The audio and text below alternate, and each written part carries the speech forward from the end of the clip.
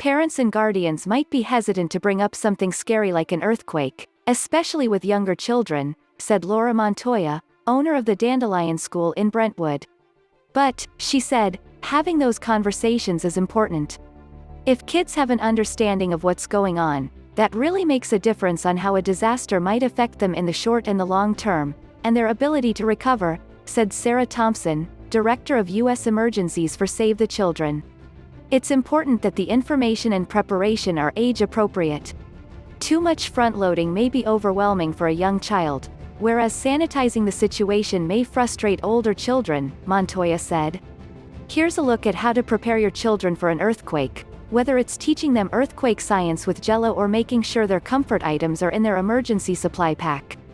Make sure their rooms are secured. Baby-proofing doesn't necessarily equal earthquake-proofing, Montoya said. Kids' rooms should be free of any falling hazards. Wall art and mobiles that you found on Pinterest may be cute but could present a danger to your infant. Learn your school's or caregiver's disaster plan.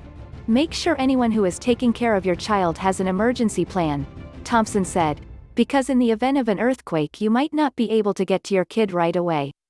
Montoya said she goes over her emergency plan with parents at the beginning of each year, something that should be the standard for any place taking care of your children. For parents of younger kids in daycare, Thompson suggested keeping note of how many people are on staff and how many strollers or wheeled playpens the location has, so if the need to evacuate arises, they can do so successfully. Emergency kits. Each member of the household should have an emergency supply pack on hand. Be sure to include kid-friendly food and snacks, diapers, formula, children's medicine and comfort items.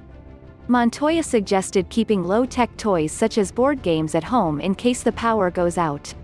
She also said dolls and art supplies can act as therapeutic outlets for children, allowing them to express their emotions through creation. Talking to your kids.